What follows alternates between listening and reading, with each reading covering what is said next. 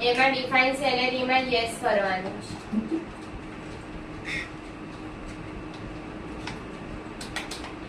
Yes કરશો ને એટલે આ રીતેનું બોક્સ આવશે. એમાં તમારે 1 લખીને ખાલી એન્ટર દબાવી દેવાનું. પછી બાજુમાંથી બેઝિક સેલેરી સિલેક્ટ કરવાનું છે, જેમાં 8000 લખવાના છે.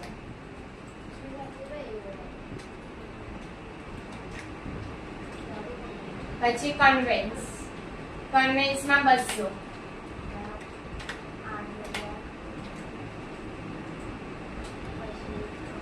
પછી એક એક કરીને બધા ઓપ્શનો લેવાના છે. DA, employ, HRA, professional tax. કોઈ બાજુમાં અમાઉન્ટ નથી. End of list and excel. જો તમે અકાઉન્ટ ડિપાર્ટમેન્ટ બનાવ્યું એવું પરચેસ ડિપાર્ટમેન્ટ કોપી.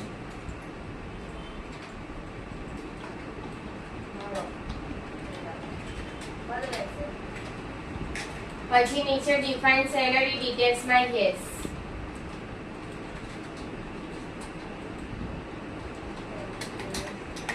એમાં બી તમને આ રીતેનું બોક્સ જોવા મળશે. ફરી તો બાજુમાંથી કોપી ફ્રોમ એમ્પ્લોય ગ્રુપ પર એન્ટર દબાવી દો બધા.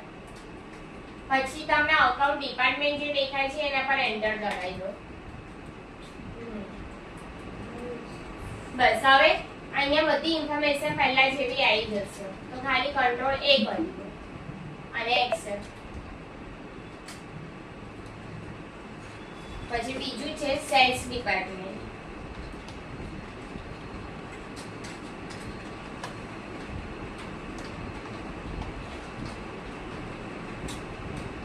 એમાં બી નીચે ડિફાઇન સેલરી ડિટેલમાં યસ.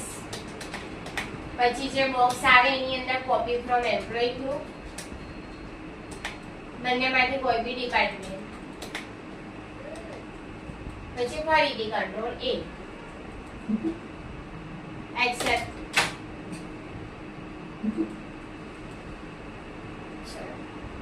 હવે છે નીચેનું એમ્પ્લોયમાં જવાનું. એમ્પ્લોયમાં સૌથી પહેલા છે રવિન્દ્ર.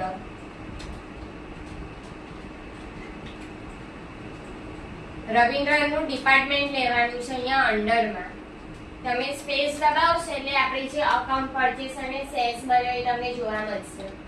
તો અકાઉન્ટ ડિપાર્ટમેન્ટ પર એન્ટર કરી દેવાનું.